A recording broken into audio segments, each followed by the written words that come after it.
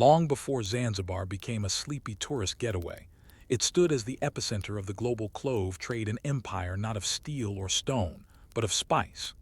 You might be lying in bed now, eyes gently drifting shut, but over a century ago, the very air of this Indian Ocean island was thick with the aroma of clove buds drying in the sun. It was a smell that spelled wealth for some, and a lifetime of labor for others. The history of Zanzibar's clove monopoly doesn't begin with a royal decree or an ambitious entrepreneur, but with a seedling. The clove tree, Syzygium aromaticum, native to the Maluku Islands of Indonesia, found its way to Zanzibar in the early 19th century. How that seedling arrived has long been the subject of colonial myth and bureaucratic muddle, but it was likely the Omani Sultan, Sayed said, who introduced cloves to the island after relocating his court from Muscat to Zanzibar in 1840. He saw an opportunity not only in the rich volcanic soil of Unguja Island, but in the strategic location along global trade routes. At first, cloves were a novelty grown in scattered plantations alongside coconuts and sugar cane. But by the mid-19th century, Zanzibar's climate and soil had proven ideal for the crop. The Sultanate imposed tight controls. Land grants were awarded to loyalists, mainly Omani Arab elites, and the plantation economy became heavily dependent on enslaved labor from the African mainland. If you could peer into the ledgers of the day, you would see something telling. Cloves accounted for nearly 90% of the island's export revenue by 1860. That's not a typo. Nearly every coin that jingled in a merchant's pocket came, directly or indirectly, from the sale of clove buds. Yet for most people on the island, especially the enslaved Africans working the fields there, was little aroma of profit. The clove tree is particular. It takes years to bear fruit and demands precise harvesting. Buds must be picked just before flowering to retain their aromatic oils. This made it a crop of both patience and control. Plantation owners employed overseers who tracked harvest schedules in thick-bound books, their handwriting neat, if not poetic. Laborers toiled in silence, many bound by shackles, their names never written down. And yet the system functioned. By the late 1800s, Zanzibar had emerged as the world's leading producer of cloves. Traders from India, Arabia, and Europe anchored off the coast, bartering textiles, firearms, and silver for sacks of dried buds. The Sultanate taxed exports, amassed wealth, and modernized aspects of the island's infrastructure, all on the back of a single spice. Behind this apparent prosperity, however, there were warning signs. The soil began to show fatigue. Monoculture agriculture took its toll. Pest infestations, unremarkable and slow-spreading, gnawed at the roots of productivity. Still, no one paid them much attention. After all, cloves had made Zanzibar rich, and what was once profitable was presumed permanent. In the quiet back rooms of consulates and customs houses, though, murmurs had begun. European officials observed the system with a mix of admiration and unease. The British, who made Zanzibar a protectorate in 1890, were especially concerned about the island's reliance on a single commodity. But policy moved slowly. Reports were filed, stamped, shelved. Decisions waited. You might be wondering, as you drift into a light doze, how such a successful empire, fragrant and flourishing, could begin to unravel. And that brings us to our next question. What happens when the air that once smelled of wealth begins to go stale? By the early 20th century, Zanzibar's clove-scented dominance had become its greatest liability. What had once seemed like strategic focus, centered almost entirely on a single, high-demand commodity, now appeared dangerously narrow. You can picture it, an entire island economy teetering on the edge of a clove-laden crate. The British, now the formal colonial overseers, had inherited the system without much enthusiasm. While they enjoyed the tax revenues and the illusion of control, they had little interest in managing an increasingly complex plantation economy, one based on labor structures they found both distasteful and outdated. Slavery had officially been abolished in Zanzibar by the Anglo-Zanzibari Treaty of 1897, But like many colonial declarations, the reality lagged behind the rhetoric. Former slaves often became tenant laborers under conditions hardly different from before. The British attempted administrative reforms, and they came armed with reports, agricultural commissions, soil studies, economic feasibility papers written by men with rimless spectacles and pocket watches, their coats smelling faintly of ink and sea salt. But what could such reports do against the creeping forces of time and trade? As the world shifted, Zanzibar did not. Global competition and the slow rise of rivals. Meanwhile, other clove-producing regions were beginning to emerge. Indonesia, the spice's native home, ramped up production, now under Dutch management. Later, Madagascar and Comoros would become key players. These regions offered more favorable labor costs, or more frankly, newer systems of exploitative labor, fresher soil, and fewer bureaucratic constraints. Zanzibar's clove monopoly was never quite a true monopoly. It had relied more on distance, slow shipping lanes, and the logistical inertia of 19th century commerce. But by the early 20th century, the global transport system was transforming. Steamships replaced sailing vessels. The Suez Canal had opened in 1869, shortening east-west trade dramatically. What had once taken months to reach Indian and European markets could now be done in weeks. Zanzibar's strategic edge withered like an over-harvested bud. Still, the island clung to cloves like a memory too vivid to let go. Farmers were discouraged by regulation or by poverty from planting alternative crops. Infrastructure development focused not on modernization, but on maximizing extraction. More roads to ports, better drying facilities, tighter inspections, but always for cloves, cloves, cloves. The price of cloves began to drop. In some years, storms and cyclones devastated crops. In others, diseases like sudden death syndrome afflicted entire plantations. The natural rhythm of agriculture, once a dependable cycle, became erratic and cruel. For the laborers now technically free, conditions remained stagnant or even worsened. They lived in palm-thatched huts with no plumbing. Diets were simple: maize, some cassava, rarely meat. Children worked the fields as early as age 7, hands calloused before they learned to read, if they could read at all. And what of the plantation owners? Many were descendants of the Omani elite who had once governed the region with imperial authority. Some managed to pivot, investing in shipping or banking, but most were deeply entwined with their estates. They borrowed money to maintain production, often at punitive interest rates from foreign banks. When clove prices dropped, so did their solvency.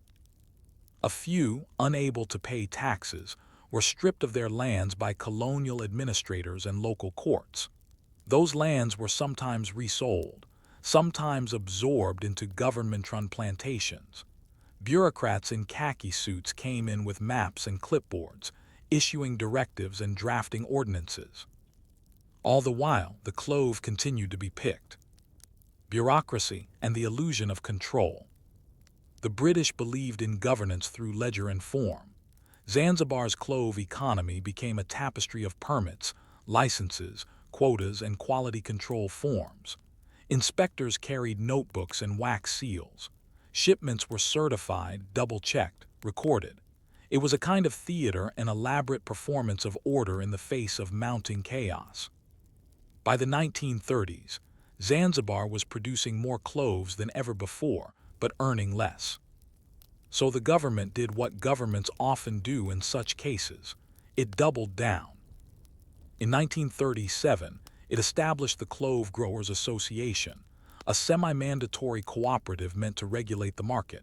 Prices were to be stabilized, quality ensured, quotas managed. This was later followed by the Zanzibar State Trading Corporation in the 1960s, after independence. These bodies would act as middlemen, buying cloves from farmers and selling them on the international market, pocketing the difference as state revenue. The result, farmers were paid less, the state took more. There were whispers, too, of mismanagement of funds disappearing. of connected elites profiting while ordinary growers were left in the dust. But such complaints rarely made it into official reports. When they did, they were annotated with terms like rumored unrest or local dissatisfaction and filed accordingly. The scent of cloves still drifted through the air, but increasingly it was the smell of something slowly rotting. Zanzibar's independence in 1963 and the revolution the following year dramatically altered the island's political structure but not its economic dependency. The new revolutionary government, headed by the Afro-Shirazi Party, nationalized clove plantations and promised reforms. The reality, though, was more of the same, a bureaucratic monopoly with few options for diversification.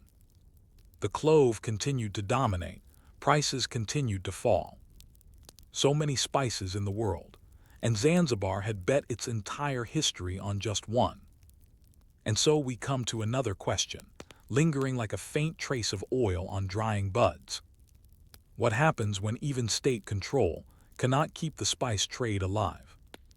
As you settle into the quiet of the final chapter of this story, picture the island of Zanzibar not in vibrant colonial colors, nor under the bright sails of spice traders, but in the hushed tones of decline. The air still carries the scent of cloves, yes, but now it's a scent tinged with loss, persistence, and memory. The decline of Zanzibar's clove monopoly was not a sudden collapse.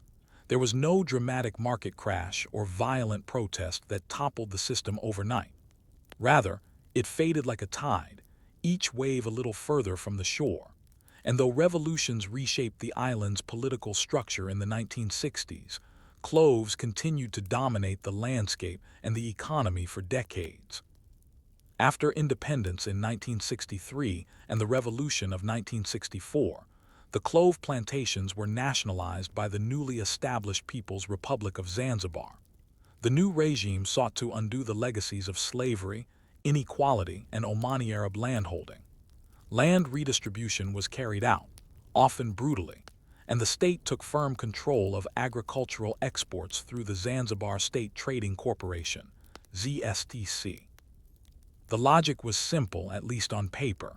The state would centralize control of the clove trade, sell cloves on the global market, and distribute the profits more equitably. In theory, this was supposed to uplift the rural poor, eliminate exploitative middlemen, and stabilize prices. But the reality, more bureaucracy, more inefficiency, and fewer incentives for those who actually picked the cloves. A system in stasis. ZSTC became the sole legal buyer of cloves. Farmers were required to sell their produce at state fixed prices, which were often far below the international market rate. The difference was justified as national revenue, to be used for public services and development. However, delays in payments, lack of transparency, and accusations of corruption turned this idealistic model into a source of frustration. Many farmers, especially smallholders who now own tiny plots after land redistribution, began abandoning clove trees altogether.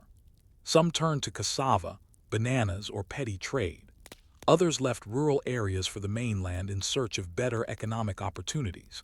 And still the government pressed on with plans and programs, clove rehabilitation projects, export enhancement initiatives, soil monitoring committees, all noble in intent, but often hollow in execution.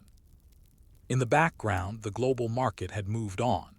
Madagascar had emerged as the leading clove exporter by the 1980s. Its cloves were cheaper, more abundant, and its government more willing to let market forces do their work. Indonesia continued to grow its domestic clove production, especially for the massive kretek cigarette industry, which used millions of kilograms of cloves annually. Zanzibar, meanwhile, was still treating cloves as if they were the currency of empire. By the 1990s, cloves made up less than 15% of Zanzibar's GDP, a stunning decline from the nearly 90% in the mid-19th century. Still, the state's economic policy remained anchored to this one crop. In moments of desperation, there were even whispers of reintroducing clove quotas and production targets. The past had become a trap. The quiet toll on daily life. You won't often find the personal stories of clove farmers in textbooks, but scattered across government reports and oral histories are glimpses into the quiet erosion of rural life. Take, for instance, the farmer who once tended a grove of 80 clove trees, his inheritance from his father, who in turn had received it during the redistribution campaigns of the 1960s. In the 1970s, that grove could support a family. By the 1990s, it could barely pay school fees for one child. By the 2000s, the trees still stood, but many went unharvested. It was no longer worth the effort. Or the state employee who worked for the ZSTC for over 20 years, logging weights and preparing shipping manifests by hand. His ledgers, still preserved in a storage room in Stone Town, reflect an obsessive devotion to order. But beneath the neat lines and precise sums is the reality of a declining export, year after year. The port towns that once buzzed with spice traders became quieter. Boats docked less frequently. Warehouses once filled with sacks of clove buds sat empty or were repurposed for storage of general goods. The scent remained, faint but persistent, a memory baked into the wooden beams. And yet no great tragedy befell the island. No mass starvation. No catastrophic war. The decline was subtle, slow, and nearly invisible unless you knew what to look for. Modern times and lingering questions. Today, Zanzibar still grows cloves. The government still maintains a monopoly through the ZSTC, though liberalization pressures have occasionally forced minor reforms. The crop still appears on tourist brochures and local products, clove soaps, oils, and spice mixes. But cloves are no longer king. The economy now leans more on tourism, remittances, and to a lesser extent, seaweed farming and other agriculture. A few international NGOs and think tanks have proposed reviving the clove industry through cooperative farming, organic certification, and sustainable agroforestry. There's talk of value addition, turning cloves into finished products locally rather than exporting raw buds. Still, the legacy of dependency lingers. And so we are left with questions more persistent than any smell. What does it mean for an island to build its future on a single crop? What happens when a people are asked to trust in a system that serves fewer and fewer of them each year? And how many other forgotten economies lie beneath the world's great historical narratives, lives shaped not by wars or treaties, but by soil, weather, and the slow ticking of markets? Zanzibar's clove monopoly may no longer dominate the world, but its story, one of ambition, control, exploitation, and decline, still lingers, quiet and uncelebrated. The air may be still, but it remembers. You are lying comfortably now, perhaps with the faint hum of a fan or the gentle patter of night sounds outside. Let your mind drift back more than a century to a world of hard ink, dry parchment, and heat shimmering off sandstone buildings.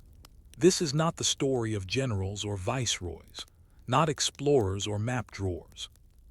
This is the story of the people who filed the papers, stamped the orders, logged the complaints, and held together the brittle architecture of empire with carbon copies and ledger entries. This is the world of the British colonial clerk. In the golden light of late 19th century British imperialism, great cities like Cairo, Calcutta, Lagos, and Nairobi bustled with imperial activity. Railways were laid, telegraph lines stretched across deserts, and district boundaries were drawn with confident hands in distant boardrooms. But beneath this imperial grandeur, far from the speeches and the statues, were the quiet, meticulous workers who made it all operational, the clerks. Not the romanticized men on horseback, but men in trousers too tight for the heat, sleeves rolled up, hunched over teak desks in rooms that smelled of sweat, ink, and damp paper. They were the lifeblood of bureaucratic rule, the anatomy of a colonial office. Picture a British district commissioner's office in Sudan, perhaps in a modest stone structure built in the Anglo-Egyptian style, its shutters always half closed against the sun. Inside, ceiling fans turn sluggishly. Files are stacked like miniature skylines, red labeled for urgent matters, blue for routine, green for confidential. Here sits the clerk, a man of middling education, perhaps a grammar school graduate from Yorkshire, Devon, or the outer boroughs of London. He may have arrived full of purpose, perhaps dreaming of glory, but he quickly finds that glory here is measured not in battle or negotiation, but in complete and properly cross-referenced documentation. He begins his day at 7:30 a.m. sharp with tea, always weak and barely warm by the time it reaches his desk.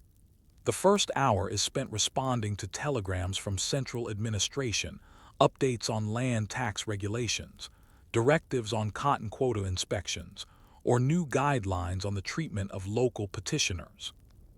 Then come the reports, always the reports. Revenue ledgers from the previous month. Complaints lodged by villagers. Marriage license requests. Disease surveillance logs, influenza, cholera, or the ever-vexing fevers. Grain ration updates from far-flung posts. Each must be logged, summarized, sometimes duplicated and sent up the chain, often in triplicate. And here is where the real history lies. Not in the grand proclamations of empire, but in the marginalia. A note scrawled in the margin of a census form nodding, "Village may be miscounted, translator absent." Or a passive-aggressive note between clerks about the misuse of the inkwell budget. Or the quiet penciling in of a tribal name where there was previously a blank. So much of the British Empire functioned not through strength but through paper, and that paper passed through these desks. The burden of translation and local knowledge. While the British Empire projected an image of uniform authority, it was in reality a patchwork of contradictory regulations, local customs, and inconsistent enforcement. The clerks, especially those stationed in administrative posts far from urban centers, often became reluctant experts in local dynamics. Consider the case of the clerks in British India. Many worked side by side with Indian staff, interpreters, record-keepers, and local scribes trained in Persian, Urdu, Hindi, or Tamil. These Indian subordinates often held the real local knowledge. In private, the British clerk might grumble about their accents or handwriting, but in practice, these native assistants were often the only people who truly understood land tenure laws, irrigation systems, or village hierarchies. Still, the British clerks maintained the illusion of authority. One colonial report from 1898 described a British clerk in Madras who expressed confidence in the integrity of native tax documents, but admitted privately that he no longer understood half of what was being filed. Yet his signature, legible, neat, and British, made it official. The colonial bureaucrat was often isolated. Letters from home arrived once a month, if at all. Evenings were spent rereading old novels, listening to gramophones, or writing lengthy diary entries about the unbearable heat and the smell of goat from the street below. Some turned to drink, others to religion. A few developed strange hobbies: beetle collecting, stamp cataloging, or the meticulous mapping of local dialects in their journals. The work rarely changed, but the world around them did. The cities grew. Discontent simmered. Nationalist posters appeared on brick walls at night, only to be torn down before morning roll call. The hidden impact of invisible men. And what of their impact? History tends to forget them, but these clerks, quiet, ink-stained, and anonymous, shaped the world in hundreds of small, cumulative ways. Every misplaced decimal point in a tax table could cause a village to starve. Every misspelling of a tribal name could lead to the wrong group being recruited or punished. Every delayed report might result in cholera spreading unnoticed for weeks. They were not villains, but they were gatekeepers. They decided whose letters got answered, whose complaints were prioritized, which marriages were legally recognized, which boundaries on the map were correct. In colonial Kenya, a clerk's error in translating land titles from Swahili into English led to decades of legal confusion over ancestral lands. In British Malaya, A British officer noted that one colonial administrator accidentally conflated two villages with similar names, leading to skewed census data for 12 years. These weren't headlines. They were footnotes, but footnotes have consequences. They also carried the empire's weight on their health. Tropical ulcers, dysentery, and chronic fatigue were common. Medical records from the British West African colonies show clerks frequently filed for early retirement due to nervous strain. Few lasted more than 10 years at a post. Fewer still were remembered. Even their names have often been lost, buried in dusty registry books that sit unscanned in government archives in London, Delhi, Accra, or Khartoum. Still, they were the ones who held the pen when the empire wrote itself into permanence. So as you drift further into stillness and sleep, remember this. Not all who shape history do so with power or violence. Some do it with a stamp pad, a steel nib, and a stack of forms. And this leads to a quiet, curious question. What becomes of an empire's machinery when its clerks begin to question the very system they uphold? The British Empire projected an image of seamless control. Uniforms, flags, ceremonial inspections, symbols of order stretched across continents. But if you looked closely, if you followed the paper trails to their source, you would find the men who knew better. You would find the clerks. They knew that the seams were fraying, that behind the layers of signatures and stamps, the system was frequently late, frequently wrong, and increasingly openly questioned by those it claimed to govern. Let your mind return now to one of those small colonial offices, say, in a back alley of Enugu, Nigeria, around 1931. The clerk here isn't particularly remarkable. His name may have been Henry or Thomas or Frederick. His collar is stained from the humidity. His knuckles are perpetually inked. But his desk is the last point before an entire province's land tax data goes to the capital. And he knows this data is wrong. Not catastrophically so, just wrong enough. A decimal point misplaced here, a name duplicated there, a change in the spelling of a village due to a bad translation. But the system is too rigid to adapt.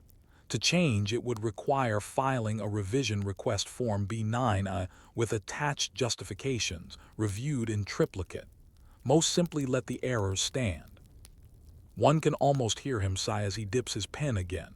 Somewhere behind him, a ceiling fan clunks in protest against the heat. Bureaucracy meets resistance. By the early 20th century, nationalist movements were gaining strength across the empire. But they weren't always dramatic, open uprisings. Often, they began in the same spaces clerks occupied quietly, in the offices, in the forms, in the filings. In India, it was common for native clerks highly educated and fluent in the imperial bureaucratic tongue to manipulate the system as a form of passive resistance. The forms were followed, yes, but perhaps a file was misplaced.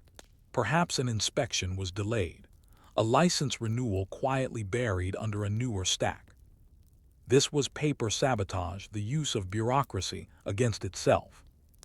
British clerks, caught between rising demands from their superiors and growing resistance from the very populations they oversaw, began to feel the squeeze. In some cases, they sympathized with nationalist aspirations. In others, they became even more rigid, doubling down on rules and process, convinced that order could be restored with enough red tape. In Nairobi, a British colonial clerk named Geoffrey White wrote in his diary in 1947, "I sometimes wonder if I am the last to believe in this machinery. Every cog rusts, every seal is questioned. The locals have learned our forms better than we have. They wield them like swords." He wasn't wrong. The British bureaucratic system had trained generations of colonized elites in the tools of administration. They attended colonial schools, studied at British universities, passed the civil service exams, and then they began to use the system's logic to demand independence. When the machine slows down. As the 1930s gave way to the post-war period, the empire's clerical machinery began to slow. Wartime shortages made even basic office supplies difficult to procure. Reports from the period are filled with odd details. Ink rationing in Calcutta, typewriter ribbon shortages in Lagos, stamp seal thefts in Singapore. Morale declined too. You see it in the memos, the sudden increase in sick leave filings, the abandoned positions, the missed reporting deadlines. The imperial bureaucracy, once a machine of precision, was increasingly being held together by habit and fraying loyalty. At the same time, colonial subjects were gaining more legal savvy. Petitions became more aggressive, citing specific laws and clauses. Letters to the editor from Indian and African writers flooded colonial newspapers, mocking bureaucratic delays and accusing officers of incompetence. Lawyers began to file suits against local governments over clerical errors. The paper itself, once the tool of control, became a tool of protest. In British Ceylon, now Sri Lanka, Tamil and Sinhalese civil servants formed rival bureaucratic factions, each maneuvering for influence within the very institutions meant to maintain neutrality. In Ghana, Kwame Nkrumah and others used their bureaucratic training to write searing critiques of British administrative hypocrisy. All of this trickled down to the lowly clerks. Now, they weren't just processing forms. They were standing in the crossfire of collapsing empires. Lives lived in footnotes. Still, the day-to-day continued. Letters were logged, complaints filed, grain shipments tabulated. The average British clerk rarely made policy.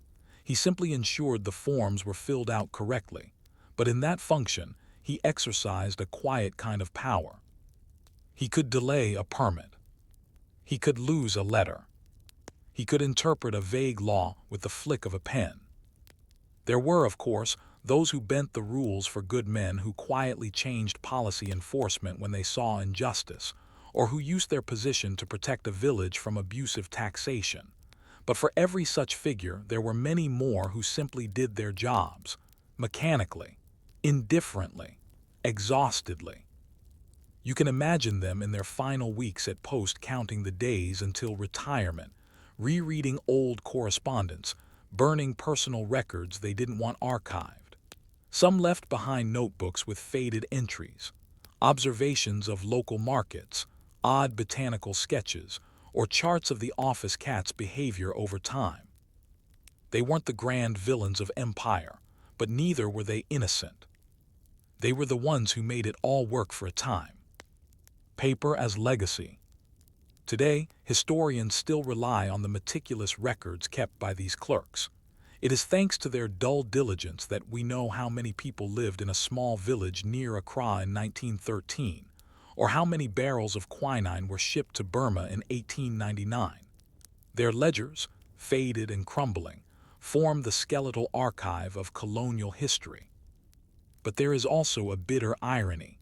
Most of these clerks, so devoted to records, left almost none of themselves behind. Their names appear at the bottom of reports, their signatures copied and forgotten. Their photographs, if taken, are unlabeled. Their families back in Britain may not even know where they served or what they did. They are footnotes to the footnotes. Which brings us again to a quiet question.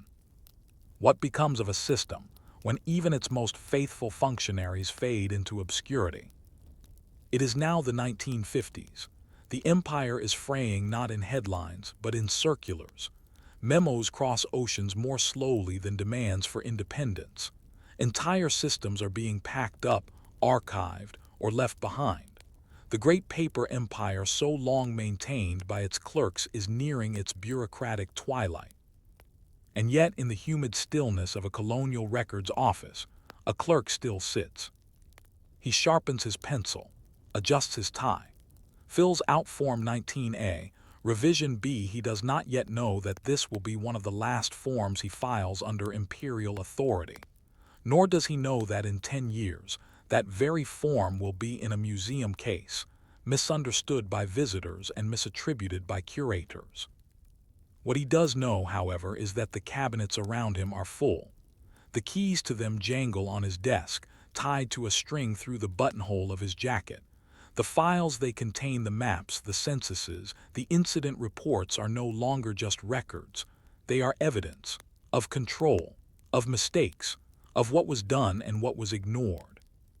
As you breathe slowly now, relaxed, it may comfort you to know that many of these clerks, whatever their motivations, tried to leave behind clarity. Even as the empire receded, many stayed behind to organize its departure. The bureaucratic exit. The administrative withdrawal from empire was rarely tidy. In India, clerks oversaw the handoff of entire provinces. Boundaries shifted on maps, sometimes with ink, sometimes with fire. In Kenya, Ghana, Nigeria, and Burma, the paperwork for transition involved hundreds of thousands of documents. Colonial staff compiled inventories, sealed boxes, and labeled archives. In some cases, the departing administrators burned sensitive files.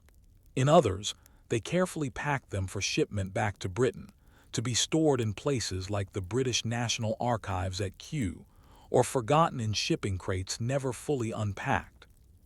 There's an image recorded in a former colonial officer's memoir of a British clerk in Lagos in 1959, standing knee-deep in boxes of files, sorting what mattered from what didn't. Some of it, I confess, I simply didn't know how to judge. Did it matter that a dispute over fish traps in a tributary of the Niger had been resolved in 1933 by a district officer's ruling based on anecdotal evidence? It was not for me to say. I labeled it ambiguous. Many final days at post were spent not in ceremony, but in shredding. Lives after empire. Some clerks stayed on after independence, hired by the new governments who found their knowledge of procedures useful, even indispensable. They were often treated with suspicion by the younger nationalist leaders, but their role was practical. A bureaucracy could not be rebuilt overnight. Someone still had to manage records, translate laws into filings, and reconcile ledgers. Others retired back to Britain. They lived quiet lives, often in seaside towns. Some brought home souvenirs, a carved letter opener, a leather-bound folio, a sun-faded photograph of a team of assistants outside a colonial post office. A few tried to write memoirs. These were rarely published. One such manuscript, written by a former clerk from British Malaya, bore the simple title, In Triplicate, A Life in Paper. In its opening lines he wrote, "History is written by victors. Bureaucracy is written by survivors. We were not storytellers. We were record keepers. Our job was not to understand, only to file." He died before completing the manuscript. A legacy of archives. Today, the traces of these clerks live on quietly in the margins of scanned files, the smudges of fingerprints on aging telegrams, the misspelled names that still echo in land disputes across the post-colonial world.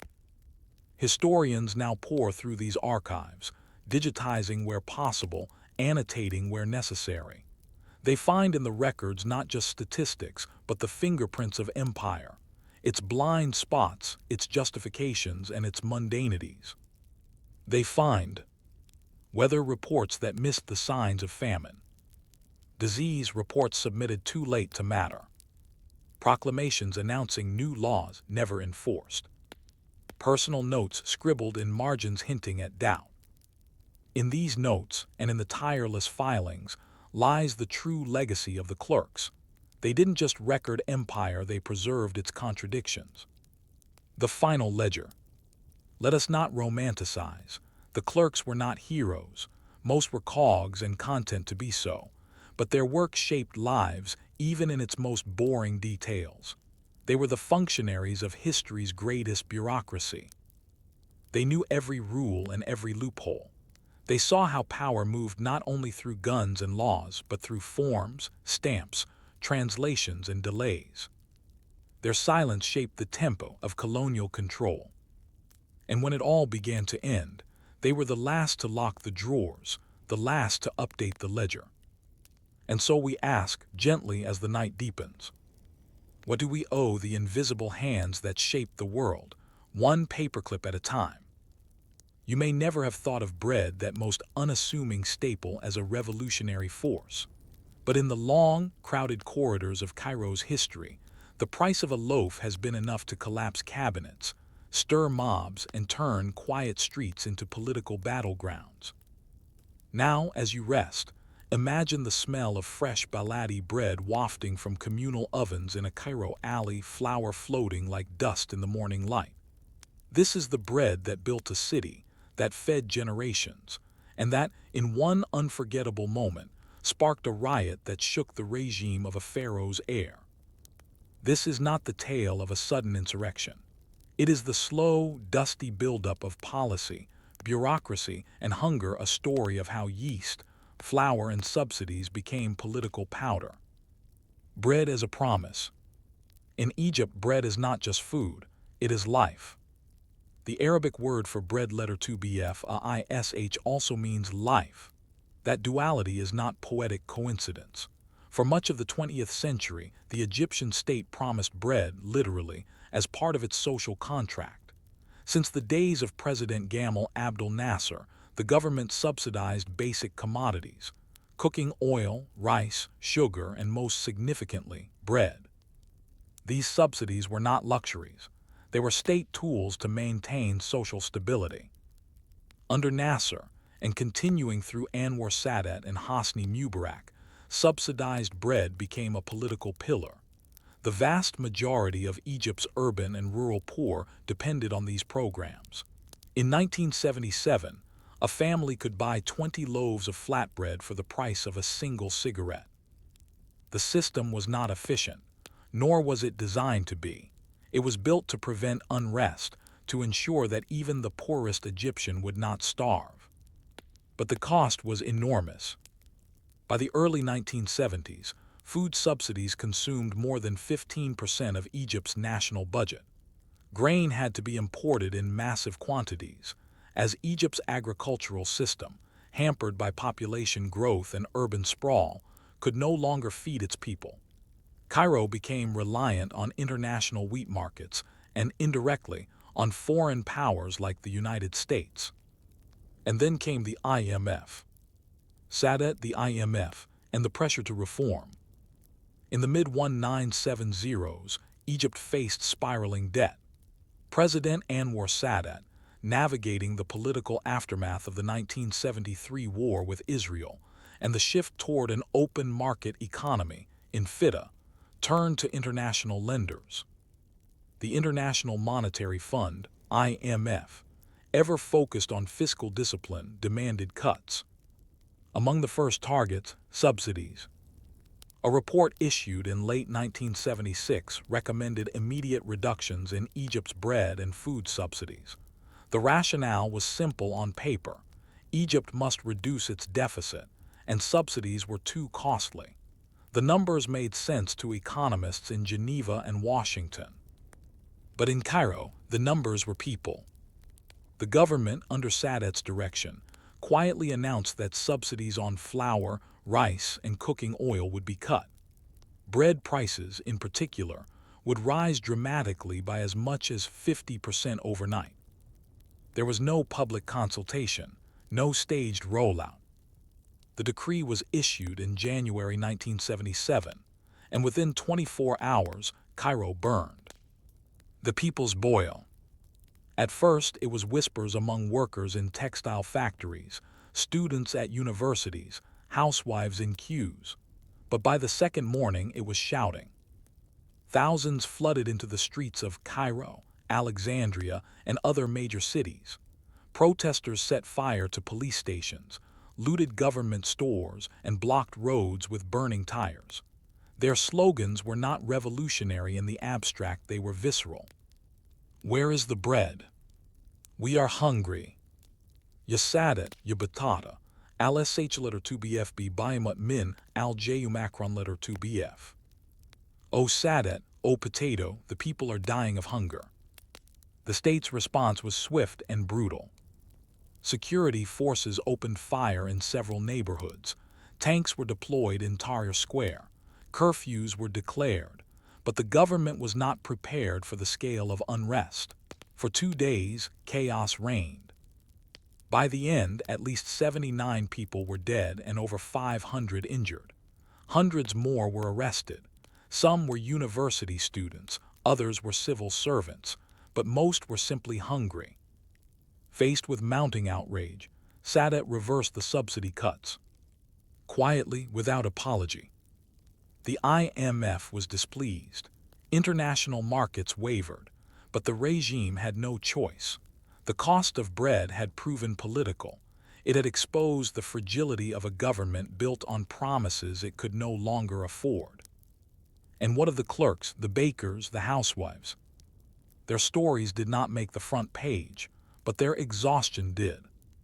Queues remained long, bread remained scarce, and trust in the state never fully recovered. As you lie still, consider this. What happens when a promise of bread becomes the foundation of an empire's lie? And how long can a government keep feeding a nation's hunger before it too is consumed? The riot was over. Tanks had withdrawn from the intersections, and the smoke had cleared from burned-out government kiosks.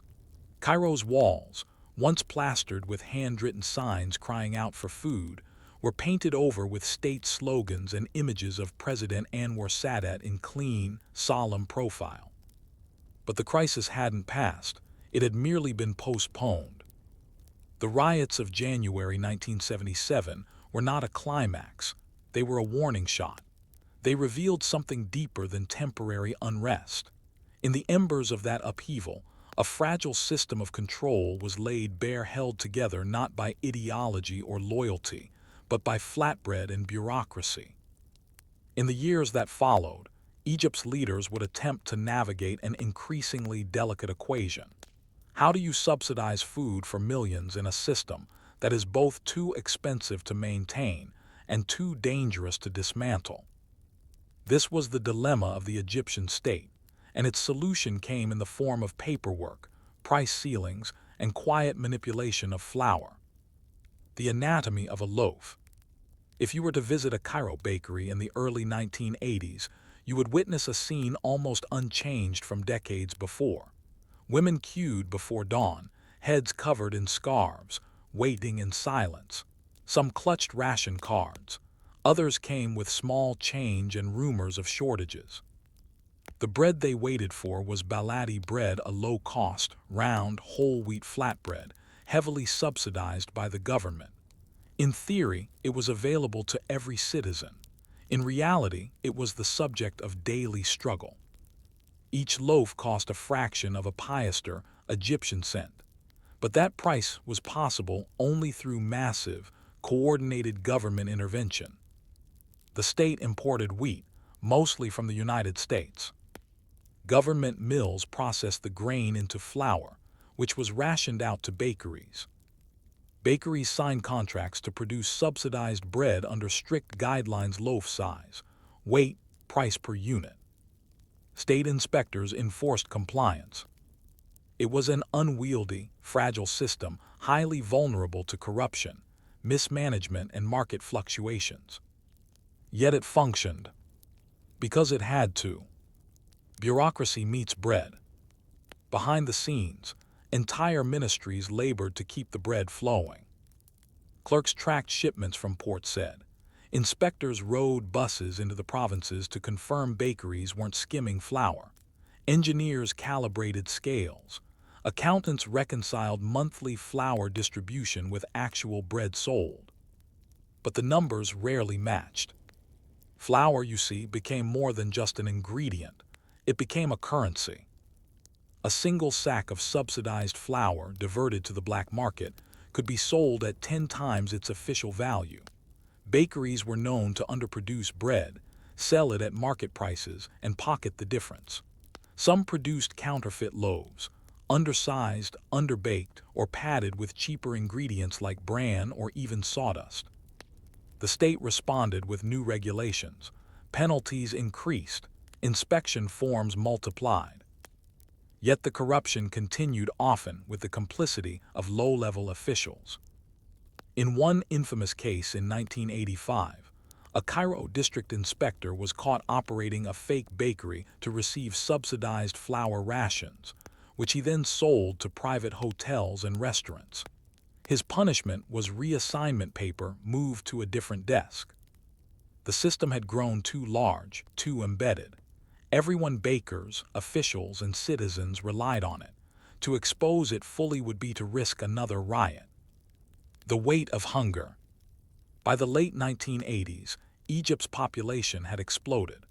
Millions more mouths demanded bread each day. Urban slums mushroomed on Cairo's edges, and inflation eroded wages faster than the government could print new forms. For many families, bread became the central calorie source. Some adults skipped meals entirely so children could eat. School lunches were heavily supplemented by subsidized bread. Laborers carried 2 or 3 loaves with them for the day's work. And so the queues grew longer. Sometimes a shipment would be delayed, and by noon a crowd would form outside the bakery tents, silent. In poor neighborhoods, fights broke out over the last batch. In wealthier areas, families quietly paid bribes to receive better quality loaves, or turned to private bakeries where the prices were higher but the line was shorter. Bread had become not just food, but a symbol of inequality. The regime's dilemma. Hosni Mubarak, who became president after Sadat's assassination in 1981, understood the fragility of this system. He expanded the subsidy program, fearing unrest. His government doubled down on bread as political anesthesia. In speeches, he referred to the subsidies as a moral obligation. Behind closed doors, his ministers scrambled to appease both the IMF, which continued to push for reform, and the population, which would not tolerate another betrayal like in 1977. By 1991, Egypt was spending over $2 billion annually on food subsidies, more than on health care and education combined. Yet it was politically untouchable. Any whisper of reform triggered panic. That same year, when a rumor circulated in Alexandria that bread prices might rise, small-scale protests erupted overnight. The government quickly denied the claim and published state-run newspaper editorials calling the rumors seditious lies. The memory of the bread riots had not faded. They had entered political folklore. So now, as you rest deeper into this quiet moment, consider this. What happens when a loaf of bread holds more power than a law? And what kind of state must be built to survive solely on yeast and fear? Now we arrive at the present, or close enough to touch it. The riots of 1977 may seem distant. The dusty offices, the flour-stained palms, the frantic ledger entries, they've all faded into archival memory. But the loaf of bread, it never left. Egypt's baladi bread still lines the shelves of subsidized bakeries, still pulled hot from simple ovens before dawn, still flattened with calloused hands, sold at prices lower than the grain that made it, and still, remarkably, at the center of Egypt's political survival. As you lie in quiet reflection, think of a country where you can overthrow a president but not raise the price of a loaf. This is where bread becomes something more than food. It becomes legacy. The 2011 revolution, bread, freedom, and social justice. It was not about bread alone. That must be said first. The uprising that rocked Egypt in January 2011, which ended with the ousting of President Hosni Mubarak, was driven by decades of repression, corruption, and economic inequality. And yet bread was in the slogans. Letter 2 BF a ISH, letter 1E25 URRIYY, a letter 2 BF a DA Macron LIGTIM a Macron, letter 2 BF IYY. Bread, freedom, and social justice. 3 demands, each simple, each loaded with meaning. The first, bread, was not just a metaphor for livelihood. It was a literal call for food security, for dignity through sustenance. In the months leading up to the revolution, global wheat prices had soared. Droughts in Russia, export restrictions, speculative markets. Egypt, still the world's largest wheat importer, felt the ripple immediately. Flour prices rose. Lines at bakeries grew longer. Street fights broke out in working-class neighborhoods over access to government-subsidized loaves. Bakers protested too, demanding fair compensation from the state, which continued to cap bread prices while inflation rose elsewhere. Black market flour dealers grew richer, and all the while, the government insisted the system was functioning as intended. People knew better. They could see it in their pantries. The fall of Mubarak and the unchanging loaf. When Mubarak fell on February 11, 2011, many expected reforms to follow. Bread subsidies, though, remained untouched. Every political faction, liberal, Islamist, nationalist, understood their danger. Raise bread prices and you risk chaos. Throughout the political turbulence of the 2010s elections, coups, military transitions, the subsidy system remained in place. Baladi bread continued to cost just a few piasters. The ovens kept baking. The forms kept filing. Yet the cracks deepened. Egypt's population surged past 100 million. Urban density choked infrastructure. Government debt ballooned. Foreign aid became essential not for development, but to keep wheat ships coming to Alexandria's docks. When Abdel Fattah el-Sisi took power in 2014, he inherited a bread system as bloated as it was essential. His administration flirted with reforms but stopped short of raising prices. Instead, it introduced smart card systems, digital rationing linked to national ID numbers. Citizens could now access a set number of loaves per family per day, tracked by barcode and algorithm. This improved efficiency but not trust. People complained of card errors, of expired flour, of loaves shrunk in size. Yet still they queued because queuing was better than hunger. The ghost of 1977. Even today, Egyptian leaders speak of 1977 in hushed tones. It's remembered not just as a riot, but as a rupture, a lesson in what happens when a state forgets its people's stomachs. In 2022, when the government again considered adjusting bread subsidies, citing global grain shortages caused by the Ukraine conflict, it did so with extreme caution. Public messaging was softened. Price hikes were delayed. Even Sisi himself promised that the poorest would not be harmed. But harm, of course, is relative. A study from the World Bank that year noted that while subsidies technically remained, access was uneven. Urban poor suffered from shrinking bakery quotas. Corruption continued at every level, and Egypt still spent billions each year just to keep the bread moving. It was no longer a program. It was a pillar of statehood. Bread is archive. If one were to write the true history of modern Egypt not from speeches or wars, but from the ground up, it would be told in bread rations. It would trace the journey of wheat from American silos, across oceans, through port inspectors' clipboards, into Cairo's milling stations, and out again into flour bags counted by ration card software. It would trace how something so simple became so sacred. Not by law, not by love, but by necessity. So now, in this final moment of the story, your breath calm and steady, consider one more question. Can a government built on bread ever be truly free? Or must it always fear the oven more than the ballot box? You may already know the broad strokes of the British conquest of India: battles fought, treaties signed, flags raised. But that's not the story we'll tell tonight. Instead, imagine a quiet room above a warehouse in Calcutta. The year is 1778. There is no sound but the soft scratch of quill pens on parchment. Men in linen shirts lean over long desks lit by flickering oil lamps. They aren't soldiers or diplomats. They are clerks.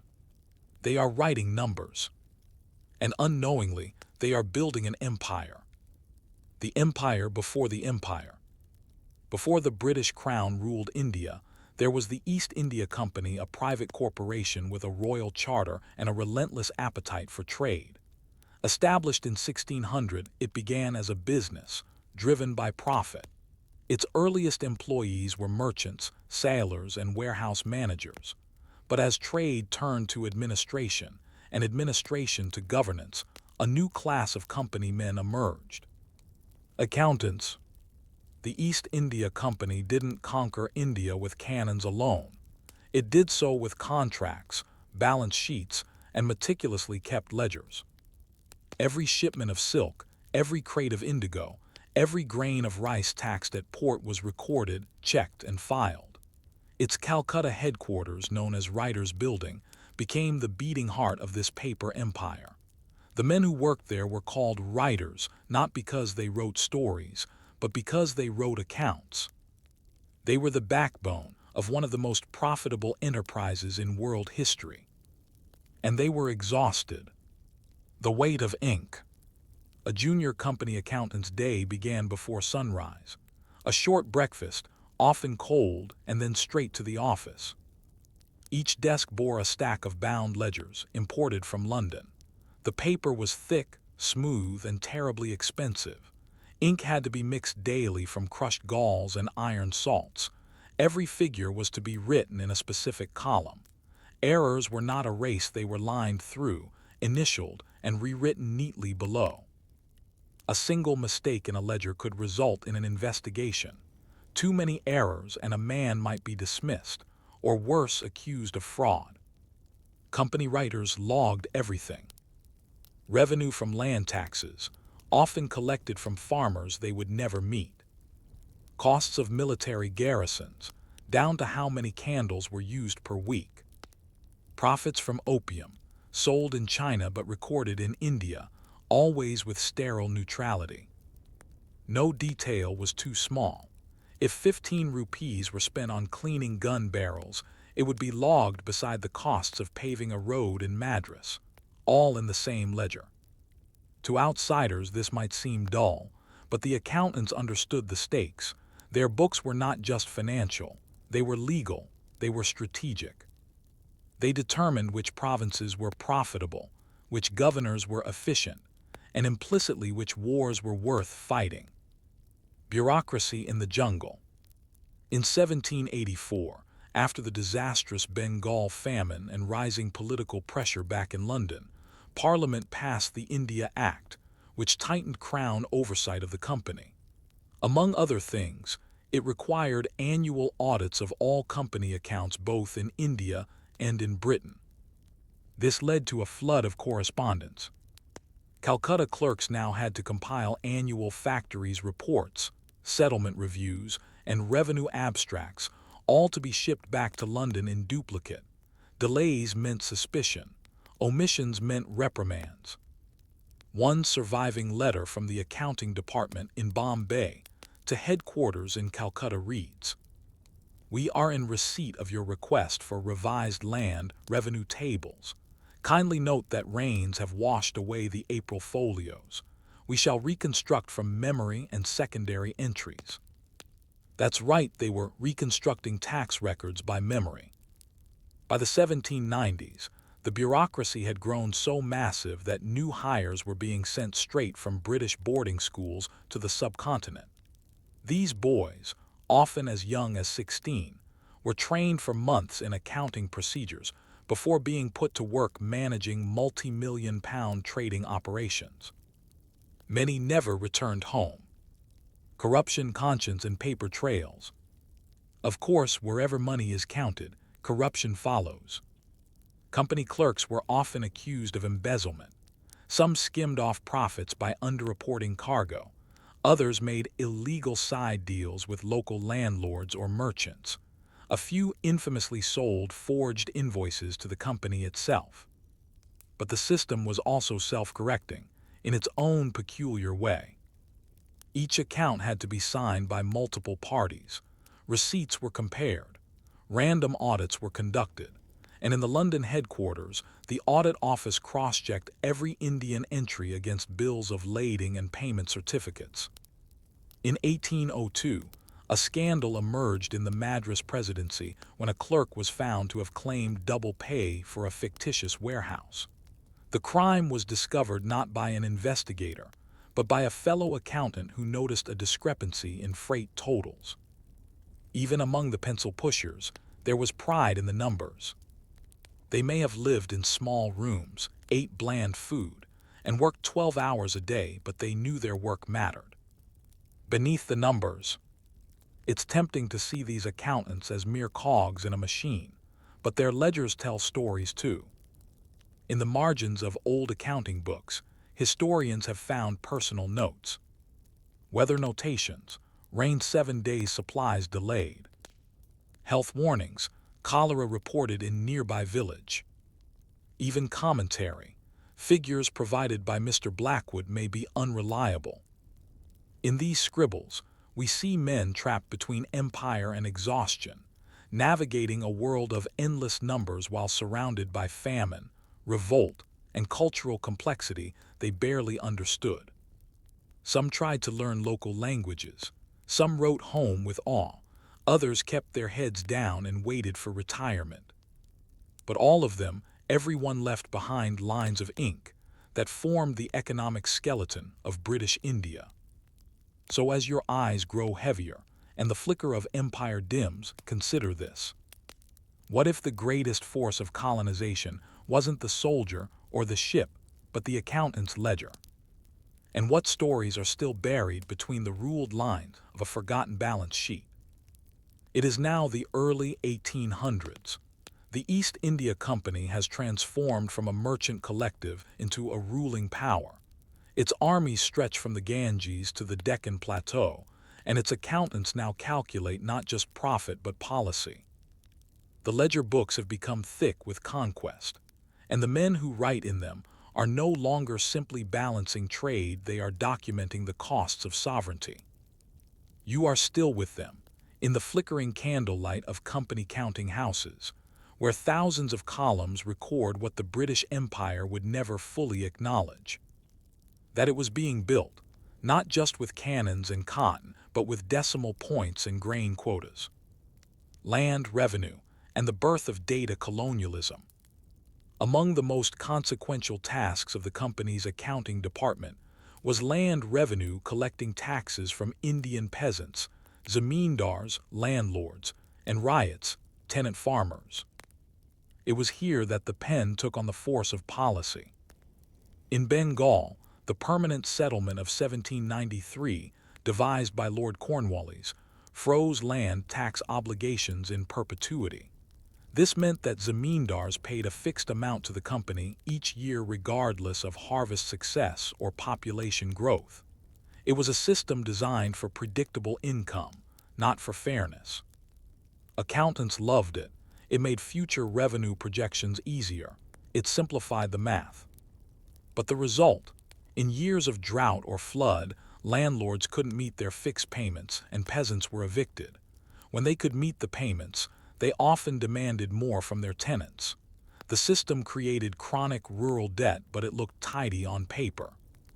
In Madras and Bombay, alternate systems were used like the Ryotwary system, in which individual farmers were assessed and taxed directly. This required detailed surveys and measurement of land, which in turn required an entire class of clerks, cartographers, and local intermediaries to map, record, and assign values. The process generated mountains of data, one of the first instances in history where a government attempted to quantify a population so completely, so minutely. What crop was planted? How much rainfall fell last season? How many plows were used? How many bullocks owned per village? All of it was logged. This was more than bureaucracy. It was an attempt to turn India into a spreadsheet. From traders to taxmen, the East India Company's transformation into a colonial government meant that its accounting department expanded into realms never originally intended. By 1815, its books included military payrolls for British and Indian troops, infrastructure budgets for roads, bridges, and irrigation canals, customs duties from port cities like Bombay and Madras, monies allocated for famine relief, sanitation, and vaccination campaigns, Each of these categories had its own reporting requirements. In a single month, a mid-level accountant might be reviewing pay slips for sepoys, freight bills for opium exports, and shipment logs for British-made textiles, all while preparing year-end revenue summaries for Parliament. And all of this had to be copied, logged, verified, and stored. One company official in 1820 described the accounting department's records in Calcutta as a jungle of ledgers and loose folios, more intimidating than any battlefield. These were men who never held a rifle, but who decided how many rifles could be afforded. The human cost of precision. Precision can be a double-edged sword. To the company, exact figures meant good governance, but on the ground, life was never that precise. Crops failed, prices fluctuated, people fled disasters, but the company's books demanded certainty.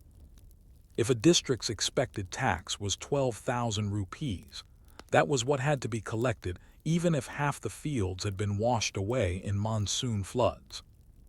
In 1832, a clerk in the Bombay Presidency recorded in a marginal note, received only 4,100 rupees from village of Shelapur. Crop failure cited. Collector recommends re-evaluation. Headquarters insists target must stand. The numbers ruled.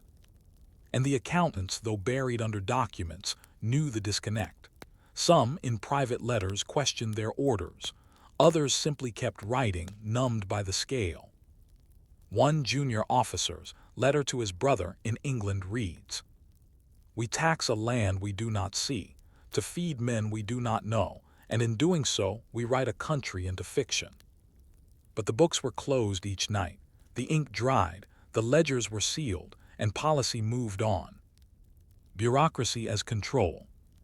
By the 1840s, the accounting office in Calcutta had become one of the largest repositories of colonial records in the world. Thousands of documents flowed in and out every month, carried by couriers, copied by hand, stored in locked rooms with dehumidifiers. Here, paper was not just a record, it was a mechanism of control. Need to arrest someone, check if they are listed in the tax rolls. Need to build a new railway line, consult freight export patterns. Need to justify raising opium production, compare year-on-year profits. The empire increasingly governed not by presence, but by proxies, data, patterns, trends. The accountant was no longer just a record keeper. He was now an architect of colonial logic. And in the quiet of that role, a strange irony took root. The very systems that sustained British control would one day become the tools used against them. So as you drift into deeper stillness, consider this. What happens when the colonized learn to read the ledgers? What happens when they use the same numbers, the same tables, the same logic to dismantle the empire itself? The East India Company's dominance did not end in a blaze of rebellion, nor in the erasure of its books. It ended in the end, much as it had ruled, by memorandum. In 1858, after the calamitous uprising of 1857 called the Sepoy Mutiny by some, India's first war of independence by others, the British Crown officially dissolved the East India Company's authority in India. Parliament passed the Government of India Act, and with a stroke of the pen, the Raj was born. But before the cannons were silenced, the company's accountants were called upon one final time. They were asked to produce a complete record of all revenues, expenditures, and holdings. It was the greatest audit in colonial history. The final books, the numbers when they came, were staggering. Over $1 billion in modern terms in cumulative tax revenue collected during the company's rule. Tens of millions spent on military campaigns. Entire districts worth of land transferred, assessed, taxed, and retaxed. Thousands of miles of canals, roads, and railways recorded in neat lines. Vast reserves of tea, opium, cotton, and saltpeter quantified, priced, and sold. But what was harder to record, and therefore Largely left out were the costs not measured in rupees. The famines in Bengal, where tax was collected even as fields were bare. The cultural erosion of local governance systems, replaced with cash-based assessments. The lives lost in wars that began with shipments and spreadsheets, not declarations. The ledgers told one story, the land told another. And in the new British administration that followed, many of the same accountants stayed at their posts, simply transferring their services from a corporate empire to a formal imperial state. Continuity, not rupture. The empire's paper trail lives on. Throughout the British Raj, 1858–1947, the methods developed by the East India Company remained in place.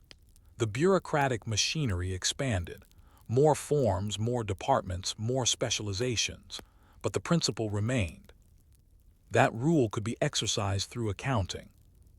In fact, Indian nationalist figures like Dadabhai Naoroji, Gopal Krishna Gokhale, and later Jawaharlal Nehru built their early political critiques by studying the very economic reports produced by colonial offices. Naoroji's famous drain theory, which argued that wealth was being siphoned from India to Britain, was based not on emotion or ideology but on company and crown revenue tables. In a poetic reversal, the imperial ledgers became the tools of anti-imperial activism. Numbers that once justified rule now condemned it. The afterlife of accounting. When India gained independence in 1947, one of the first tasks of the new government was to assess the state of its public accounts.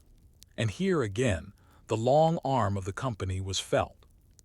Many of the civil servants who remained had been trained in the colonial tradition, fluent in forms, masters of margin notes. The Indian Audit and Account Service, the Controller and Auditor General, and many state accounting departments retained structures that had evolved from East India Company procedures. Even today, Indian bureaucrats, whether in tax collection, customs, or budget planning, use terminology, processes, and frameworks first devised by imperial clerks over 2 centuries ago. In government buildings across Delhi, dusty files bear formats that trace back to the company's ledgers. You can still find the echoes of Calcutta's writers, building in India's modern paperwork. The hand may have changed, but the pen is familiar. Memory in margins. Historians now comb those old company books not just for economic history, but for fragments of lives.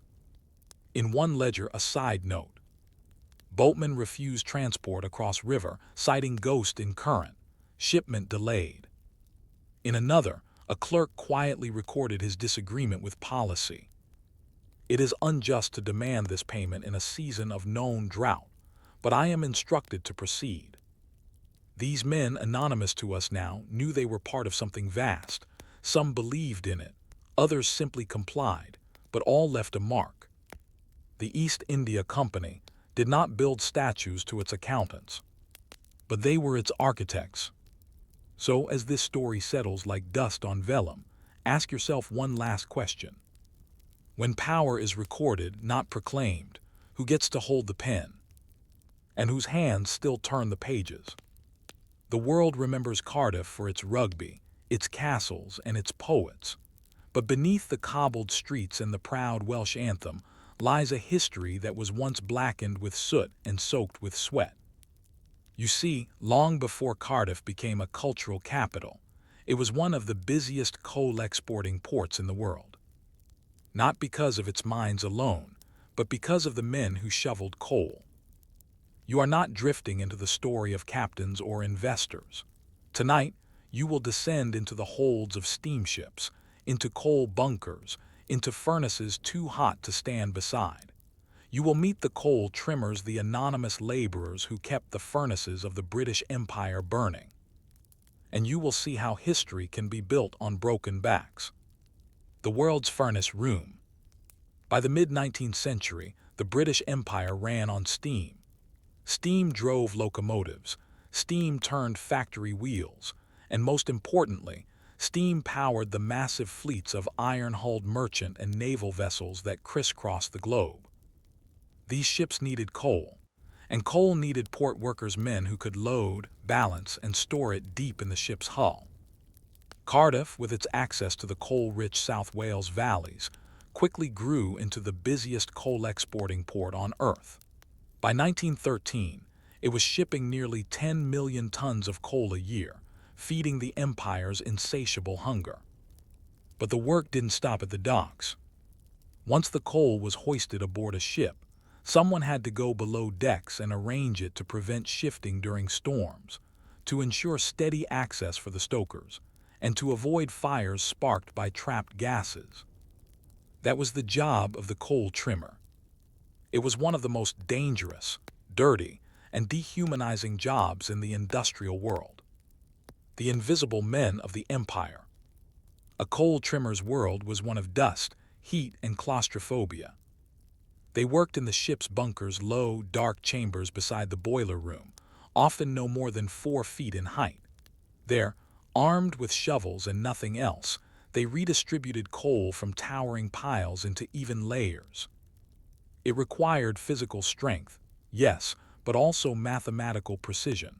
Poor trimming could cause a ship to list. An uneven load might destabilize a vessel in high seas.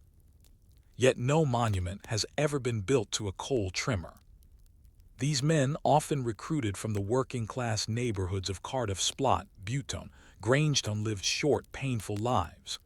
Many were immigrants. Irish, West African, Somali, and Yemeni workers formed a multi-ethnic underclass, bonded by hardship. The job paid little. Wages were docked for lateness, illness, or refusal to work extra shifts. Housing was cramped, damp, and often built beside the very coal yards they labored in. Families shared 2-room flats, their clothes permanently stained by dust that never truly washed out. One worker recalled, decades later, "You'd come home and your nose would be black, your fingernails filled with soot. You'd cough up lumps. You didn't get sick, you were born sick." The cost of steam. The trimmers were invisible to the passengers above deck, to the businessmen who tracked coal prices, to the naval officers who barked orders from gleaming bridges. But without them, the ships would not sail. A single coal-powered vessel, like a Cunard Line ocean liner, required over 600 tons of coal per day while at sea. That coal had to be trimmed manually hour after hour, shift after shift. Accidents were common.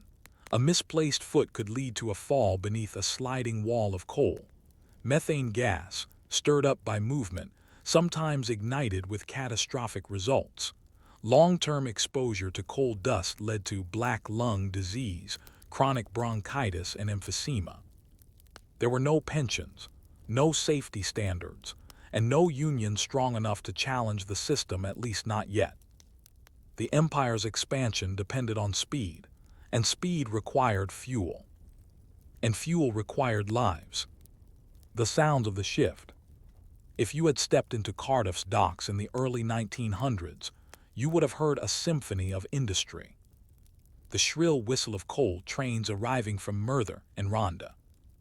The clatter of hoists loading wagons onto steamships. The dull, rhythmic thunk of shovels in bunker holds. The trimmers worked in teams. The strongest led, breaking apart the dense coal. The youngest crawled into corners to smooth the piles. Communication was done by knocking on the steel walls. Words were often useless in the heat and dust. They drank cold tea, ate bread with dripping, took rest in turns, heads leaning against the bunker wall. Their boots never truly dried. And all the while, the city above moved on. Gentlemen strolled Queen Street, bankers tabulated exports, politicians debated tariffs. But the empire's pulse beat far below deck. As you close your eyes now, breathing slowly, imagine the sound of coal slipping off a shovel in the dark. A rhythm repeated 1,000 times a day. A rhythm that moved empires. And consider this. What would history look like if it were told not by the captains, but by the men beneath their feet? The coal trimmers of Cardiff never sat for portraits. They never signed treaties, war medals, or addressed Parliament. But their daily labor, gritty, monotonous, and utterly invisible, fueled the ships that spread the British Empire to every ocean and every coast. Tonight we return to them, to the tunnels, the holds, the soot-caked rooms where men became machines. This was empire not in glory, but in repetition. Empire at sea level. In the early 20th century, the British merchant fleet was the largest in the world. Its ships transported goods, soldiers, administrators, and colonists between the British Isles and far-flung colonies. Cotton from India, rubber from Malaya, tea from Ceylon, bananas from Jamaica, coal from Wales. Each journey began and ended with coal. Coal trimmers were among the first to board and the last to leave. Long before the captain gave the order to set sail, they had already been working for hours, often overnight, loading and trimming the fuel that would drive the engines. They worked in 12-hour shifts, sometimes longer. There were no windows, no clocks, only the shift bell and the change in smell as coal turned warm near the boilers. In Cardiff, dockside offices kept careful ledgers. 120 tons, trimmed for SS Bengal Queen. 185 tons, for RMS Euryalus. 92 tons, rejected for contamination. But those ledgers rarely included names. A trimmer was a statistic, a line item. His presence was assumed, his labor expected.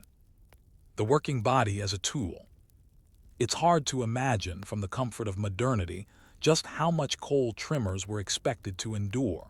Their strength was taken for granted, their exhaustion treated as failure.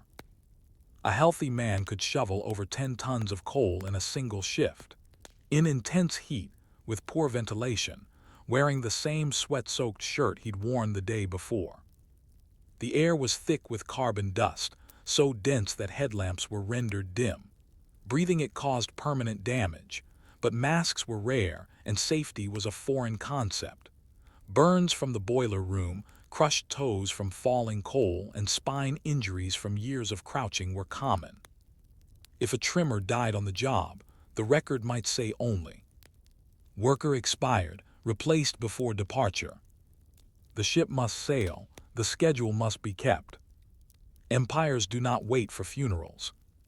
Multicultural and marginalized. What made Cardiff's trimmer population especially unique was its diversity. The late 19th and early 20th centuries saw an influx of maritime laborers from Somalia, Yemen, the Caribbean, and West Africa. Many had come as sailors on foreign ships, then stayed behind, finding irregular work where they could often at the very bottom of the industrial hierarchy. They were called lascars or colored stokers by shipping manifests. These men were segregated in pay and conditions. They earned less than white workers, were often barred from joining unions, and were blamed for strikes or unrest by newspapers and authorities.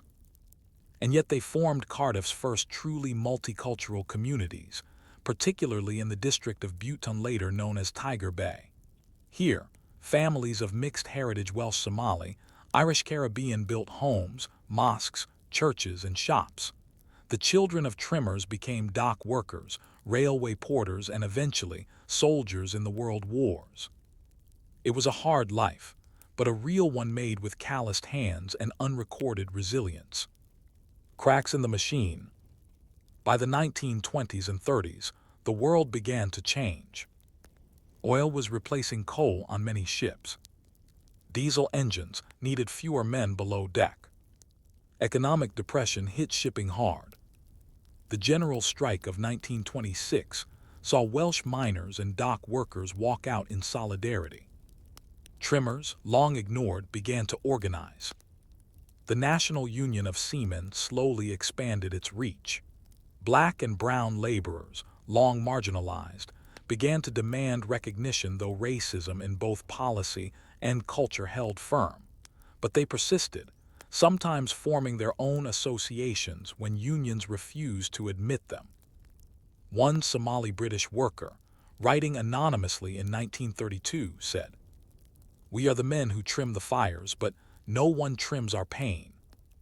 His letter was published in a small socialist newspaper. It was never reprinted. Still, the cracks grew. When World War II broke out, many trimmers enlisted or were conscripted to serve aboard military vessels. Their knowledge of ship holds, coal management, and engine maintenance made them vital if still undervalued. In the aftermath of the war, Cardiff's coal exports plummeted. Steamships gave way to oil tankers. The coal trimming job disappeared. No headlines marked its end. No monument was raised.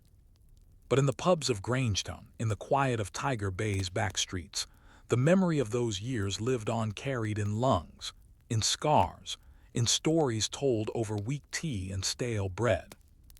A history beneath the hull. Today, Cardiff Bay is a leisure destination. Yachts bob gently beside cafes. Former coal warehouses are now galleries and flats. Tourists stroll where trains once dumped black gold from the valleys. But beneath the renewal lies the invisible history of the trimmer. The man who made the ship float straight. The man who fed the engine that fed the empire. The man whose name never made the log. So as your thoughts drift further, heavy and quiet, imagine once more the clink of coal against metal, far below the deck, far from the captain's quarters. And consider, when an empire owes its power to sweat, but only remembers its banners, who keeps the memory warm. The coal is gone now. The furnaces are cold. And the men who once stood in those firelit bunkers, faces blackened, shoulders aching, have mostly passed into silence. But their story hasn't ended. It lingers in Cardiff's air, in the soot long settled into its brickwork, and in the bones of a city shaped by labor without monument. In this final section, we walk not through the docks of empire, but through the years after, when steam turned to memory and memory turned to ash. A vanishing trade. By the end of World War II, the age of coal-powered shipping was in its twilight. Oil-fired engines required fewer hands. Trimmers were no longer needed to distribute coal, only to operate valves or assist with boiler maintenance. The rise of containerization in the 1950s made cargo handling faster and less labor-intensive, and entire sections of port labor became obsolete. In Cardiff, the effects were devastating. Coal exports dropped sharply. By 1964, the Cardiff docks had lost more than half of their traffic compared to pre-war highs. Dockside communities, once bustling with 24-hour shifts, shouting foremen and clouds of coal dust, fell silent. Many former trimmers couldn't find work. They were men trained for one job, physically broken by it, and now discarded by the economy they had once fueled. For the city, redevelopment came slowly. The docklands were abandoned for years, rows of red brick boarding houses boarded up, pubs left to rot, the sharp clack of boots on cobblestones replaced by wind and pigeons.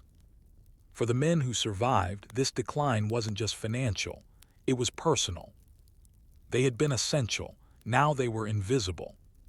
Lives left in the dust. Some trimmers ended up in hospitals and sanatoriums, their lungs wrecked by decades of inhaling fine carbon particles. Black lung and silicosis were rarely acknowledged as occupational hazards in shipping registries. Compensation, when offered, was meager and bureaucratic.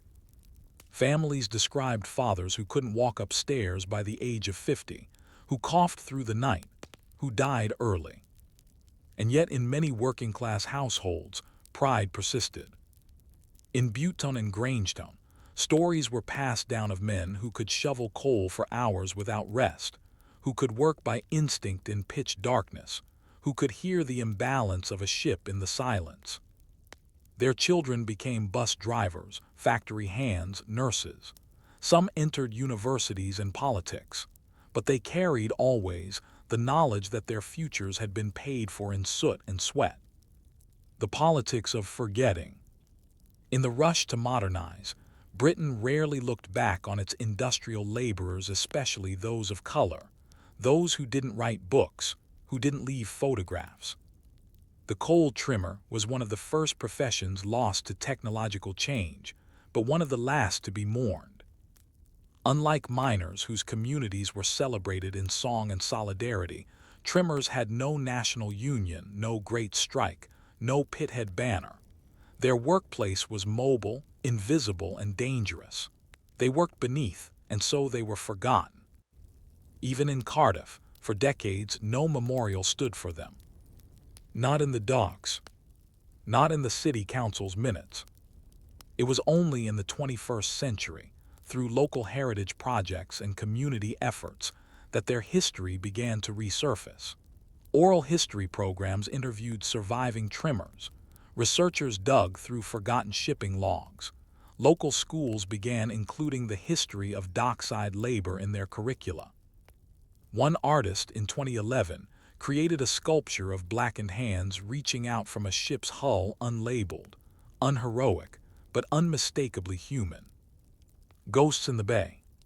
Today, Cardiff Bay is sleek and redeveloped. A museum now stands where coal wagons once trundled. Boats for pleasure, not power, dot the harbor. Few tourists realize that they walk on burial ground not of bodies, but of labor. The work done here burned no flags, but it fueled the world. And in a quiet corner of the waterfront, sometimes, when the air is heavy, and the smell of diesel rises from the locks, you can almost imagine them. Men bent at the waist, shovels in hand, breathing dust into lungs that did not forgive. So, as you close this chapter and drift deeper into rest, think not of kings and generals. Think of the man you never knew, kneeling in a bunker with fire at his back, keeping the ship afloat. And ask yourself, when history is powered by those we never see, who then deserves remembrance? History rarely records the man who delivered the letter. Kings wrote decrees, generals wrote dispatches, poets wrote odes, but it was the postmaster, the uncelebrated node in a sprawling network, who made sure those words arrived. As you rest now, let your mind drift east, into the orderly plains and dark forests of Prussia, that proud and disciplined state that once stitched together disparate provinces into an iron-boned nation. Here, among snowy crossroads and candlelit stations, lived the men who moved the mail, the postmasters, quiet administrators of a growing empire, who made sure that Prussia ran not just on rail, but on paper. This is their story. Not of conquest, but of correspondence. Not of bullets, but of stamps and seals. A nation made of letters. In the late 18th and early 19th centuries, Prussia was transforming. From its origins as a modest duchy, it expanded into a powerful kingdom and eventually a dominant force in German unification. But empires need more than armies. They need information. And before the telegraph, before wireless communication, information traveled in only one way, by mail. Prussia developed one of the most advanced postal systems in Europe. Long before Bismarck, the road to power was paved with courier routes. Post houses, or postämter, dotted the landscape at intervals of 15-20 kilometers, just close enough for a courier on horseback to reach the next station within a day. Every town with a church had a postmaster. Every city had a sorting hub. Every village had a wall for public notices. And behind it all were the postmasters, calm, meticulous, underpaid, and essential. The daily life of a Prussian postmaster. Imagine now a crisp morning in Königsberg, perhaps 1827. The frost has not yet melted from the cobblestones, but the postamt is already awake. A modest two-room office with a small stable behind it. The postmaster, Herr Lindemann, rises at 4:30 a.m. to check the inbound bags. He unlocks the wooden case sealed with wax and string, verifying the contents against the registry. Each letter must be weighed, sorted, stamped, and dispatched with precision. Each parcel must be noted in triplicate, sender, route, and destination. In some ways, it's a clerk's job, but one that connects the entire kingdom. And the rules are strict. Letters sent more than 15 leagues are taxed at a higher rate. Stamps are affixed at precise angles. Tampering with mail is punishable by imprisonment or, in rare cases, state expulsion.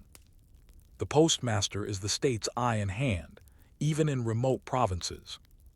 In rural posts, he may also serve as tax collector, registrar of births and deaths, local census taker, liaison to the gendarmerie. His life is one of routines and numbers measured in postmarks, receipts, and the smell of melted wax, horses, roads, and the rhythms of delivery. The Prussian postal system relied on horse-drawn coaches, known as Postkutschen. Painted bright yellow and bearing the royal seal, these wagons became a common sight on major roads. They carried passengers, parcels, and the occasional government courier bearing high-level communications sealed with red wax and stamped with the insignia of the king. Postmasters maintained the relay system. Horses were changed at designated stops. Water, fodder, and overnight lodging were coordinated weeks in advance. Delays were rare and frowned upon.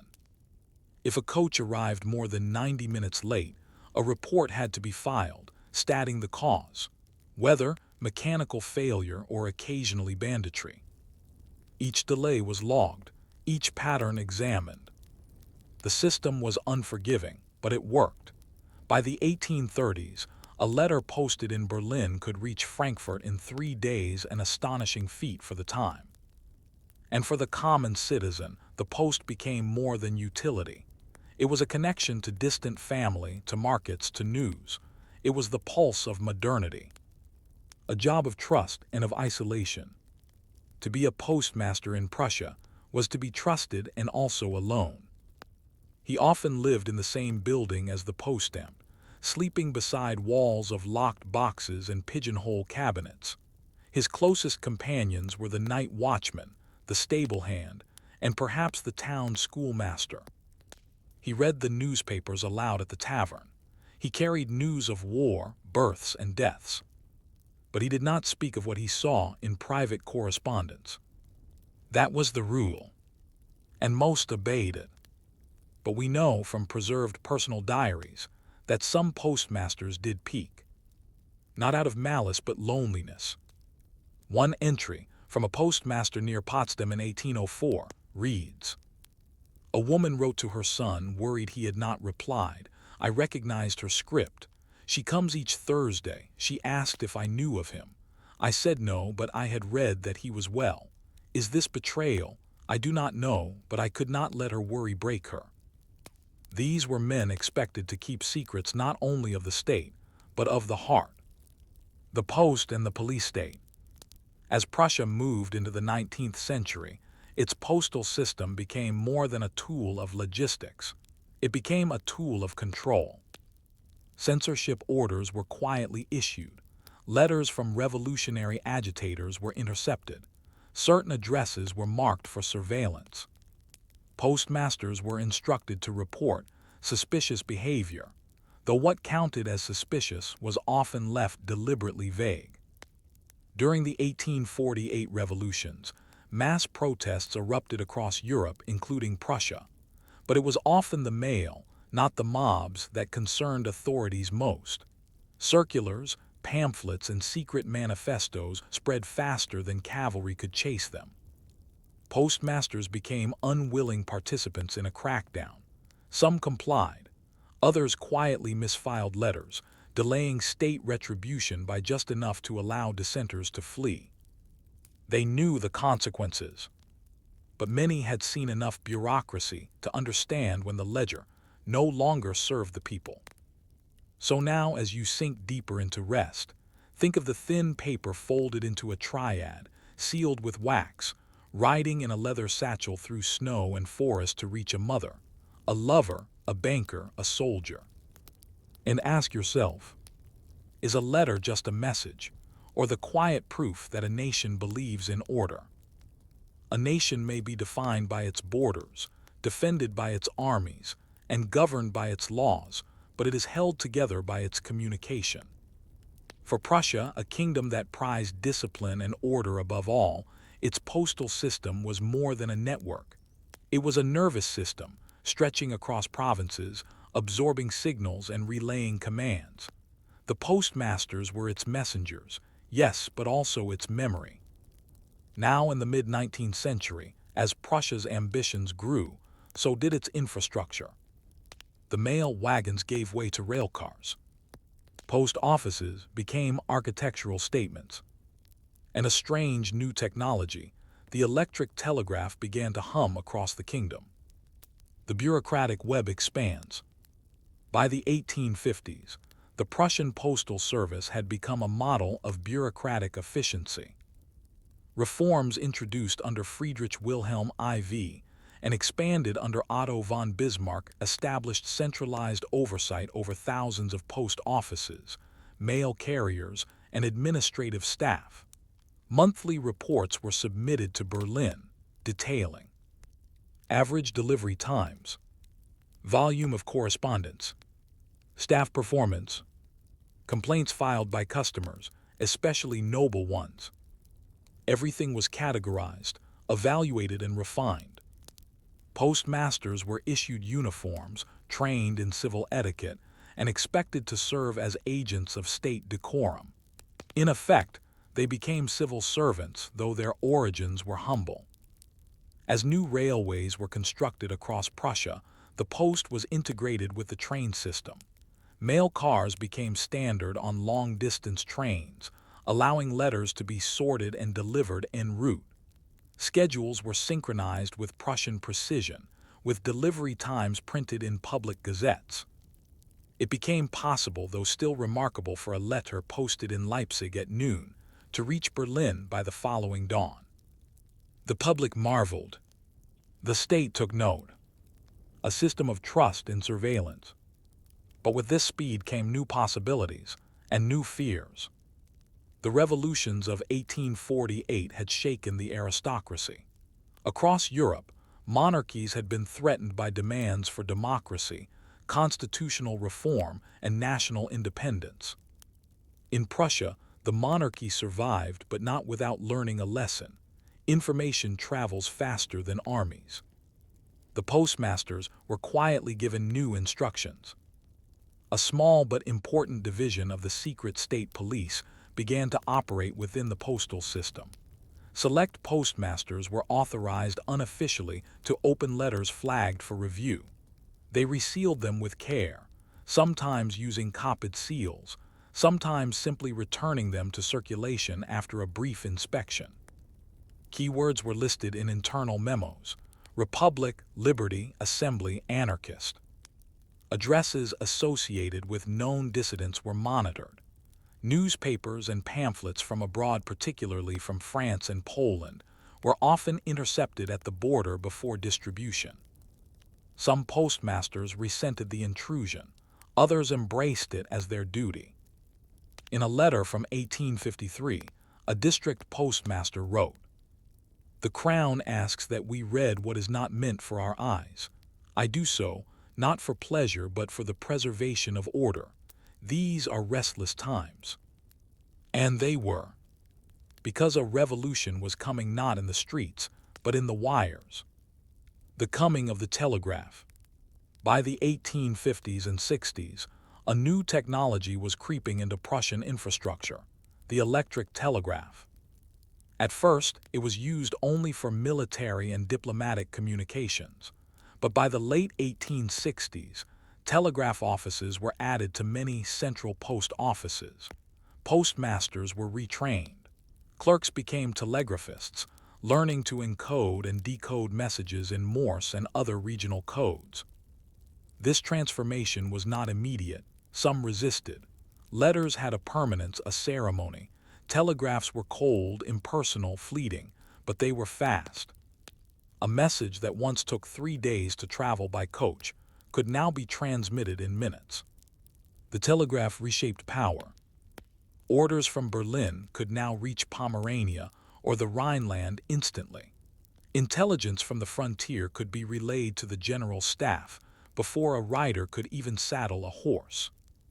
Postmasters were no longer just mail handlers, they were technicians of modern statecraft. And yet in rural areas, the old rhythms remained. Horses still clattered along muddy roads. Wax seals still melted onto folded paper. Villagers still awaited the postman's knock, uncertain whether he brought joy or sorrow. The transition to electric communication was uneven, but inevitable. Human machinery.